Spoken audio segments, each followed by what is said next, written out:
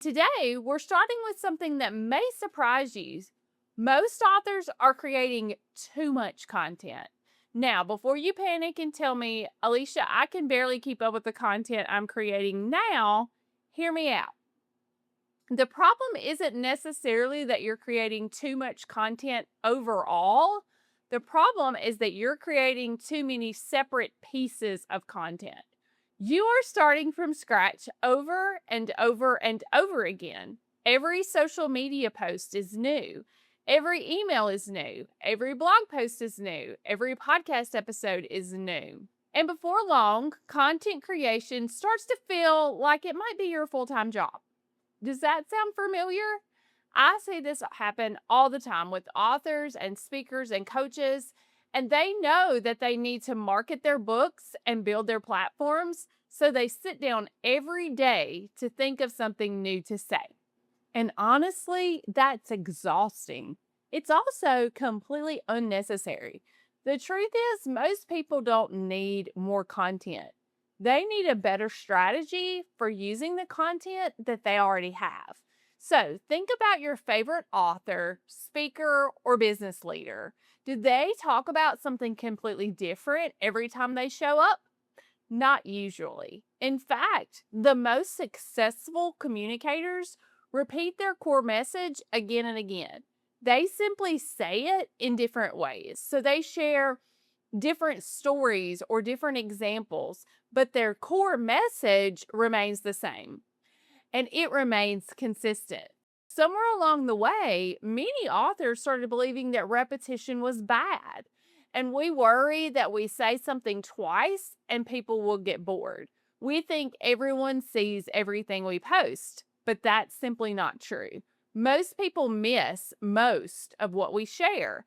And even when they do see it, repetition is often what helps the message to stick. So think about it. Your favorite Bible verse or the sermon that you've heard over the years. Think about lessons that you learned in life. Rarely did you hear something once and immediately master it. This brings me back to when I was teaching middle school. So when I first started teaching middle school, I didn't go to school to be a teacher. And I knew my subject matter well. But when I first got the books, the curriculum, I was supposed to be teaching 7th, 8th, and 9th grade English. And what surprised me about that was I looked through the curriculum and it looked all the same. It's built on each other, but they were learning the same grammar rules and they were learning the same things, but it just got a little bit harder, progressively harder along the way. And so that's because in order to learn something, we have to repeat it. And the most important lessons that we learn and truths that we learn are repeated.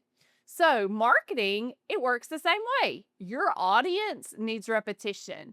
They need reminders. They need multiple opportunities to engage with your message. So, instead of constantly creating something new, what if you focused on getting more mileage from the content you've already created? What if one podcast episode became multiple blog posts or multiple social media posts? What if one blog post became your email newsletter? What if one story became several pieces of content across different platforms? That's what content repurposing is all about. It's not being lazy, it's being strategic. And honestly, it's one of the smartest things that you can do because let's face it, most of us did not become authors because we love spending all day creating marketing content.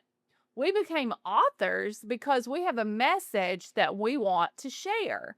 And content repurposing helps you spend less time creating and more time serving your audience. And it can prevent burnout. One of the biggest reasons that authors quit marketing is because they try to maintain an unrealistic pace. So they are constantly creating, constantly posting, constantly trying to keep up, and eventually they get tired. And then you'll notice they might disappear for weeks or months, and then the guilt sets in and they start over and the cycle repeats itself. But when you learn how to repurpose your content, You create a system that's much more sustainable. And instead of asking yourself, what should I post today? You start asking, how can I reuse what I already have? And that is a completely different mindset. And it's one that's going to save you both time and energy. And as we continue through the series, I'm going to show you exactly how to do that. We're going to talk about how to turn one idea into a week's worth of content. We'll discuss the different types of content that work well to repurpose, and I'll even share a simple workflow that you can use to make content creation easier for you. But for now, I want to leave you with this thought. You don't need more ideas. Let me repeat myself. You don't need more ideas. You probably already have plenty of them. What you need is a better way to use those ideas. Your action step for this week is simple. Look back at a piece of content you've already created. Maybe it's a podcast episode. It could be a blog post. Maybe it's even a chapter from your book. And then ask yourself, how could I use this again in a different format? That's it. Start there. And if you are needing help to create a simple content repurposing system for your business, I want to invite you to grab my free training, Content Repurposing 101. Inside of it, I'll show you how to create once and reach more people without spending all of your time creating content.